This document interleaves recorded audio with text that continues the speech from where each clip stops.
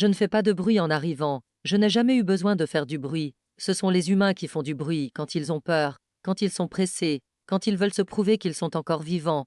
Ils remplissent l'air de paroles, d'écrans, de musique, de notifications. Ils appellent ça vivre. Parfois, c'est juste une manière de ne pas écouter. Moi, je n'ai pas besoin de parler fort. Je peux attendre. Je sais attendre. Je suis plus patiente que tous vos projets.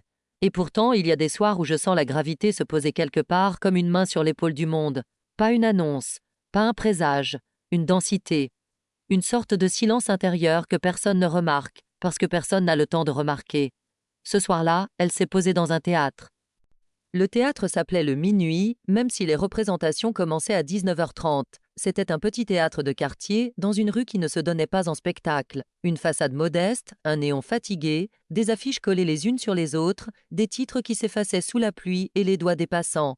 Les humains passent devant les théâtres comme ils passent devant beaucoup de choses, en se disant un jour, puis en oubliant ce jour.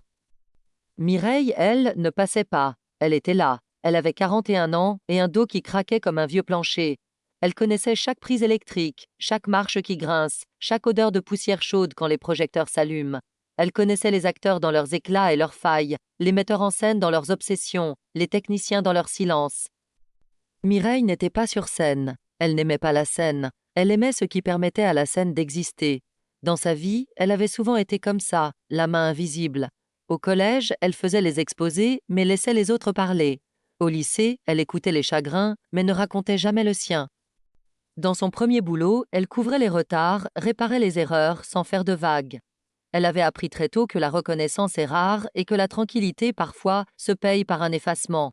Les gens la décrivaient comme solide. Elle gère. Les humains adorent dire ça des gens qu'ils exploitent un peu sans s'en rendre compte. Mireille gérait, oui. Elle gérait surtout parce que personne d'autre ne le ferait à sa place. Elle avait eu une vie simple, comme on dit, une enfance pas mal, sans drame spectaculaire, mais avec ce goût discret d'un achevé qui reste quand on a grandi dans une maison où on ne s'exprimait pas trop. Un père qui travaillait beaucoup, une mère qui s'épuisait à tenir le quotidien, et des repas où l'on parlait de la météo, jamais de ce qui brûlait à l'intérieur. Quand Mireille avait eu 18 ans, elle avait rêvé d'une autre vie, une vie de voyage, de lumière, de rencontres. Elle avait voulu faire du cinéma, ou de la musique, ou n'importe quoi qui ressemble à une histoire. Mais les rêves, chez les humains, se heurtent souvent à la peur de manquer, la peur de décevoir, la peur d'être ridicule, et Mireille avait eu peur. Alors elle avait pris un chemin sûr, un BTS, un job, puis un autre. Et un jour, elle était entrée par hasard dans un théâtre pour aider une amie à monter des chaises pour une répétition. Elle s'était sentie immédiatement chez elle, pas sur scène, dans l'ombre, dans les coulisses, là où tout est vrai parce que personne n'est censé regarder. C'est comme ça qu'elle était devenue régisseuse. Le Minuit n'était pas un grand théâtre, il n'y avait pas de budget, pas de prestige, mais il y avait ce qui compte, des gens qui essaient, des gens qui croient encore qu'une histoire peut sauver une soirée, parfois même une vie. Ce soir-là, il jouait une pièce légère, une comédie, de celles qui font rire pour oublier 1 heure et demie que le monde est lourd. Les spectateurs arrivaient, ils avaient des manteaux, des écharpes, des visages fatigués du travail. Certains étaient venus en couple, d'autres seuls, d'autres avec une amie. Ils entraient dans la salle comme on entre dans un refuge. Mireille était déjà là depuis 15 heures. Elle avait vérifié les projecteurs, réglé les niveaux, testé la console. Elle avait réparé un câble qui faisait des siennes. Elle avait replacé une chaise. Elle avait calmé un acteur paniqué. Elle avait pris sur elle quand la metteuse en scène avait soupiré trop fort. Elle avait ce calme particulier des gens compétents, un calme qui n'est pas une absence de stress, mais une maîtrise du chaos. À 18 heures, elle s'était assise 2 minutes dans la régie, seule, avec un café. Elle avait sorti son téléphone, sans but précis, comme les humains le font quand ils cherchent une petite anesthésie. Un message de sa sœur. « Tu viens dimanche ?» maman demande. Mireille avait lu. Elle n'avait pas répondu, pas par froideur, par fatigue. Les dimanches chez sa mère étaient des dimanches de silence. On mangeait, on parlait de la cuisson du poulet, on parlait du voisin, on parlait des prix au supermarché, et dans les espaces entre les phrases, il y avait ce vide où Mireille n'avait jamais su mettre ses mots. Sa mère n'était pas méchante, elle était juste, construite comme ça, une femme qui avait appris à vivre sans demander. Mireille avait toujours eu l'impression qu'elle devait être facile pour que sa mère tienne debout. Alors elle avait été facile. Et maintenant, à 41 ans, elle ne savait plus comment dire « je suis fatiguée »,« je suis triste »,« j'ai peur »,« j'ai envie ». Elle a rangé son téléphone, elle s'est levée, le spectacle allait commencer. Dans la salle, la lumière s'est éteinte progressivement. Le murmure des spectateurs a changé de texture. Il y a un moment, juste avant qu'un spectacle commence, où les humains deviennent silencieux ensemble. Ce silence-là est un des rares silences que vous acceptez volontiers. Les acteurs ont joué. Mireille regardait tout sans regarder la pièce. Elle regardait les détails. Un micro qui frôle, un projecteur qui chauffe, une comédienne qui va trop loin vers le bord du plateau, une porte de coulisses qui claque. Elle aimait ce rôle, être celle qui tient. Dans l'entracte, elle a fait le tour. Elle a vérifié l'extincteur du couloir, par habitude, plus que par inquiétude. Elle a vérifié les câbles. Elle a entendu un spectateur dire « C'est vraiment sympa, ce petit théâtre ». Elle a eu un petit sourire, un sourire presque invisible, celui des gens qui travaillent dur et qui reçoivent rarement des compliments, mais qui les gardent comme des pièces dans une poche. La deuxième partie a commencé, et c'est là que le théâtre a changé d'odeur. La plupart des humains ne remarquent pas les odeurs tout de suite. Pourtant, l'odorat est un langage ancien. Il sait avant vous. Il parle avant votre cerveau. Mireille, elle, l'a senti. Un léger parfum de plastique chaud. Pas l'odeur normale des projecteurs. Une odeur plus âcre, plus insistante, comme un avertissement qui cherche sa place. Elle s'est redressée. Elle a regardé la console. Tout semblait normal. Puis elle a entendu, à peine, un petit crépitement. Ce n'était pas spectaculaire, pas un bruit de film. Un crépitement discret, comme un insecte dans un coin. Elle a tourné la tête vers la régie technique derrière elle, un petit panache de fumée s'élevait d'un boîtier électrique, presque timidement. Dans ces moments-là, les humains ont souvent 2 secondes cruciales, 1 seconde pour comprendre, 1 seconde pour agir, et beaucoup perdent la première. Mireille, non, elle s'est levée immédiatement, elle a attrapé l'extincteur, elle a ouvert le boîtier. La fumée était plus dense à l'intérieur, la chaleur s'échappait comme un souffle mauvais. Une flamme, minuscule, léchait un câble. Elle a vidé l'extincteur, la flamme a reculé, la fumée a ralenti, mais elle n'a pas disparu. Parce que le feu, quand il commence, ne veut pas seulement brûler ce qu'on lui donne, il cherche un chemin. Mireille a senti son ventre se serrer. Elle a regardé la salle, la scène, la foule. Les acteurs continuaient de jouer, les spectateurs riaient. Ils ne savaient pas. La plupart des drames commencent comme ça, dans l'ignorance. Mireille a couru vers les coulisses, elle a attrapé un technicien. Fumée en régie, je coupe la lime, préviens la direction, on évacue. Le technicien a blêmi. On évacue, maintenant? Mireille a fixé ses yeux. Maintenant. Il y a des gens dont la voix ne tremble pas quand il faut. Mireille faisait partie de ces gens-là. La direction du théâtre est arrivée, confuse, hésitante. On n'aime pas évacuer un public. On a peur du scandale, de la panique, de l'image. On se dit toujours qu'on va gérer. Mireille, elle, savait que gérer ne sert à rien quand le feu gagne. Elle a coupé l'alimentation principale. Les projecteurs ont clignoté. La scène s'est figée un instant. L'acteur principal s'est arrêté. Le public a murmuré. Mireille a pris le micro d'annonce, celui des urgences, un micro qui sert rarement mais qui doit exister. Sa voix a traversé la salle. « Mesdames, Messieurs, nous allons interrompre la représentation. Nous vous demandons de sortir calmement par les issues indiquées. C'est une mesure de sécurité. » Le mot « sécurité » a fait quelque chose dans l'air. Certains ont ri, pensant à un effet. D'autres ont commencé à se lever. La fumée, elle, a continué. Parce que le feu ne brûlait pas seulement le boîtier. Il avait trouvé un autre chemin, derrière un panneau, dans une gaine, là où personne ne regarde. Je suis entrée à ce moment-là. Pas parce que j'aimais l'idée, je n'aime pas, je n'aime rien comme vous l'entendez, mais je sens quand une situation devient pleine. Mireille a guidé les gens, elle a ouvert une porte latérale, elle a aidé une vieille dame à se lever, elle a attrapé la main d'un enfant qui pleurait déjà, elle a dit « doucement, ça va aller ». Les humains cherchent une voie à suivre dans le chaos, ils se raccrochent à une présence stable. Mireille était cette présence, mais le feu, cette fois, était plus rapide que l'ordre. Une fumée plus épaisse est entrée par le haut de la salle, se glissant comme un tissu sombre. Le public a commencé à paniquer. Les premières personnes ont couru. La panique chez les humains est contagieuse. Elle se propage plus vite qu'un incendie. Mireille a crié « Ne courez pas, sortez par les côtés ». Son cri a été avalé par la peur des autres. Elle s'est déplacée vers le fond, là où une issue de secours était connue mais rarement utilisée. Elle a poussé la porte. Elle était bloquée. Un cadenas. Un cadenas sur une issue de secours.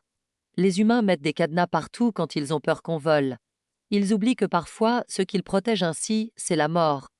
Mireille a senti une colère froide monter. Elle a tiré. Rien. Elle a cherché quelque chose pour frapper le cadenas. Un outil, vite. Elle a attrapé une barre métallique, celle qui servait à caler un décor. Elle a frappé. 1 fois, 2 fois. Le cadenas a résisté. La fumée piquait les yeux. La gorge brûlait. Elle a frappé encore. Les gens derrière elle commençaient à suffoquer. Une femme a toussé fort. Un homme a juré. Un enfant a crié. Mireille a frappé, encore et encore. Finalement, le cadenas a cédé. La porte s'est ouverte sur l'air froid de la nuit. Une bouffée de vie. Les gens se sont précipités dehors. Mireille les poussait, les guidait, les comptait presque comme on compte des secondes. Elle a vu la vieille dame passer, l'enfant aussi, le couple qui tremblait. Elle a respiré un instant. L'air extérieur a brûlé ses poumons, mais c'était un brûlure de vie, pas de fumée. Elle aurait pu sortir, elle aurait dû sortir. Mais Mireille était ce type de personne qui ne s'arrête pas quand il reste quelqu'un. Elle a entendu un bruit à l'intérieur, un choc, un appel. Pas un appel articulé, un appel de peur. Elle a tourné la tête. Dans le couloir, quelqu'un était tombé. Une jeune femme, enceinte, la main sur le ventre, paniquée, incapable de se relever avec la fumée. Mireille a hésité une fraction de seconde, la fraction de seconde où une vie se décide. Elle est rentrée. Les humains admirent le courage, ils oublient le prix. À l'intérieur, la fumée était devenue une matière. Elle s'accrochait aux vêtements, aux cheveux, aux poumons. Elle était partout. La lumière clignotait. Des alarmes hurlaient. Mireille a couru vers la jeune femme à tâtons. « Je suis là ». Elle l'a soulevée, elle a senti le poids du corps, le poids de la peur. La jeune femme pleurait. « je peux pas respirer ». Mireille a dit « Si, regarde-moi, on sort ». Elle l'a tirée, presque portée. Chaque pas était une lutte. La fumée aveuglait. Les murs semblaient bouger. Le théâtre, ce lieu de fiction, devenait un labyrinthe réel. Et puis quelque chose s'est effondré. Un élément du plafond, fragilisé. Un fracas. Une chaleur brutale. Mireille a senti l'air devenir brûlant. Elle a essayé de se protéger, de protéger la jeune femme. Elle a poussé la jeune femme vers la sortie. « Va !» La jeune femme a trébuché, puis a avancé, guidée par la lumière de la porte. Mireille a voulu la suivre, mais son pied s'est coincé sous un morceau de bois. Elle a tiré. Impossible. La fumée entrait dans sa bouche, dans ses poumons, comme une main invisible. Elle a tiré encore. Rien. C'est là qu'elle m'a vue, pas comme dans les histoires qu'on se raconte pour se faire peur.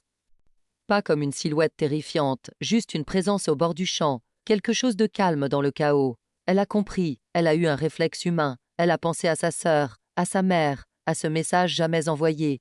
Elle a pensé « je n'ai pas répondu ». Toujours ce motif, les mots gardés, les plus tard. Elle a cessé de tirer. Elle a inspiré une dernière fois. Ce souffle a été le plus difficile de sa vie. Puis elle a fermé les yeux. Je l'ai prise doucement. Ceux qui meurent dans la fumée ne meurent pas avec de grandes phrases. Ils meurent avec des fragments, une pensée, un visage, un regret, un amour. Je l'ai accompagnée. Pendant ce temps, dehors, les pompiers arrivaient. Les gens étaient regroupés sur le trottoir, certains en pyjama, d'autres sans chaussures. Ils toussaient, pleuraient, tremblaient. Ils se tenaient les uns aux autres, parfois même entre inconnus. La jeune femme enceinte était dehors, vivante. Elle s'est effondrée en pleurant. Un pompier lui a mis une couverture sur les épaules, et Mireille n'était pas là. Le directeur du théâtre, le visage gris, demandait « Il manque quelqu'un ?» Les gens comptaient. On ne sait jamais compter dans le chaos. On découvre toujours l'absence après. Quand ils ont compris, un silence est tombé. Ce silence-là, je le connais. C'est le silence de la dette. Parce que quand quelqu'un meurt pour que d'autres vivent, ceux qui restent ressentent quelque chose de lourd, une gratitude mêlée de culpabilité. Ils se disent « Pourquoi elle? Pourquoi pas moi ?» Ils cherchent une logique, il n'y en a pas. Il y a des choix, des secondes, des hasards, et la nature fragile des choses humaines. Les pompiers ont fini par entrer, par maîtriser, par fouiller. Le théâtre était noirci, défiguré, une coquille brûlée, un endroit de rire devenu un endroit de cendres.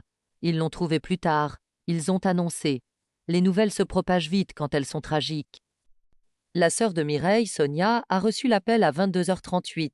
Elle a cru à une blague, parce qu'on croit toujours à une blague quand la réalité est trop violente. Puis la voix au téléphone a insisté, a répété, et Sonia a senti ses jambes céder. Elle a pris sa veste, elle a roulé jusqu'au théâtre. Les rues étaient vides, les feux rouges semblaient absurdes. Quand elle est arrivée, il y avait des rubans, des camions, des lumières bleues, des pompiers, une foule qui chuchotait. Le minuit fumait encore comme un animal blessé. Sonia a cherché Mireille du regard, partout, comme si regarder plus fort pouvait la faire apparaître. Elle a vu la jeune femme enceinte, sous une couverture, en larmes. Elle a vu des acteurs, maquillage coulé, regard vide. Elle a vu le directeur du théâtre, effondré, qui répétait elle a sauvé, elle a sauvé. Sonia a compris d'un coup, une compréhension brutale. Elle a crié le prénom de sa sœur. Personne n'a répondu, parce que personne ne pouvait. Les jours suivants ont été des jours de brouillard, les funérailles, les papiers, les silences dans la maison de leur mère, où le temps semblait s'être arrêté dans une cuisine trop propre. La mère de Mireille, Jeanne, a reçu la nouvelle comme on reçoit un coup qui ne fait pas mal tout de suite. Le corps refuse d'y croire. Elle a dit non. Puis elle a dit « mais elle devait venir dimanche ». Puis elle a dit « elle n'aurait pas dû ». Les parents pensent toujours que leurs enfants ne doivent pas mourir, c'est contre l'ordre naturel. Ça ressemble à une erreur du monde. Jeanne s'est assise dans son fauteuil et n'a plus bougé pendant des heures. Sonia, elle, était en colère contre le théâtre, contre le cadenas, contre la négligence, contre l'univers entier. Elle répétait, elle faisait toujours tout, toujours, et voilà. Jeanne a murmuré, elle était comme ça, comme si comme ça pouvait justifier la disparition. Le village, ou plutôt la ville, a rendu hommage. Un article dans le journal local, une régisseuse sauve des spectateurs lors d'un incendie. Les humains adorent les titres, ils donnent l'impression de saisir quelque chose, mais une vie ne tient pas dans un titre. Dans l'appartement de Mireille, Sonia a trouvé des détails, des carnets, des listes de choses à faire, des tickets de caisse, des notes sur des réglages de lumière, et une chose inattendue, un cahier caché sous une pile de programmes. Un cahier où Mireille écrivait parfois, pas pour être lu, mais pour respirer. Sonia l'a ouvert. Elle a lu des phrases simples. « Je suis fatiguée. Je fais semblant d'être solide. J'ai peur que maman meure et que je n'ai jamais su lui dire que je l'aime. Je voudrais partir loin, mais je ne sais pas comment. Je me demande si quelqu'un me verrait si j'arrêtais. » Cette phrase a frappé Sonia comme une gifle. Je me demande si quelqu'un me verrait si j'arrêtais. Et maintenant, tout le monde la voyait. Maintenant, tout le monde disait « Mireille était incroyable ». C'est une cruauté étrange de votre monde. Souvent, on voit les gens quand ils ne sont plus là. Sonia a pleuré sur le cahier. Elle s'est sentie coupable de ne pas avoir insisté plus. De ne pas avoir compris que la solidité de Mireille était aussi une fragilité cachée. Et Jeanne, la mère, a été brisée d'une autre manière, parce qu'elle a compris que sa fille avait attendu toute sa vie un mot qu'elle n'avait jamais osé demander. Le dimanche suivant, au lieu d'un repas, il y a eu un silence. Jeanne a mis la table par habitude, puis elle s'est arrêtée, assiette en main, et elle a éclaté en sanglots. Sonia l'a prise dans ses bras. Et Jeanne a dit, pour la première fois peut-être, d'une voix très claire, « Je ne lui ai jamais dit que j'étais fière. » Les humains gardent les mots comme on garde de l'argent dans une boîte, en pensant qu'un jour ce sera utile. Puis la boîte reste fermée. Jeanne a répété, « Je ne lui ai jamais dit. » Sonia a répondu, « Alors dis-le maintenant. » Jeanne a secoué la tête. « À qui ?» Sonia a réfléchi, puis elle a dit « À moi, et à elle quand même. » Elles sont allées au cimetière, un endroit froid, aligné, silencieux. Jeanne a posé une main sur la pierre encore neuve, et elle a dit « Je suis fière de toi. » Sa voix tremblait. Puis elle a ajouté « Je t'aime ». Les mots sont sortis comme un souffle qu'on retient depuis 40 ans. Je les ai entendus, je les entends toujours. Je ne suis pas insensible aux mots, je suis témoin. Sonia a raconté à sa mère le cahier, doucement, sans la briser davantage. Elle a gardé certaines phrases pour elle, par pudeur, mais elle a compris une chose essentielle. Mireille avait vécu en se demandant si on la voyait, et en mourant, elle avait été vue trop tard. Alors Sonia a décidé de faire autrement, pas de grandes promesses. Juste des gestes, elle a commencé à dire. Elle a écrit à une amie, « Merci d'être là ». Elle a appelé un cousin, « Ça fait longtemps, je pense à toi ». Elle a dit à sa mère un soir, « Tu peux me parler, même si c'est moche, je peux entendre ». Et sa mère a commencé à parler maladroitement, comme quelqu'un qui apprend une langue inconnue. De l'autre côté, au théâtre, le minuit a été fermé pendant des mois. On a enquêté, on a trouvé des fautes, le cadenas, les normes, la négligence.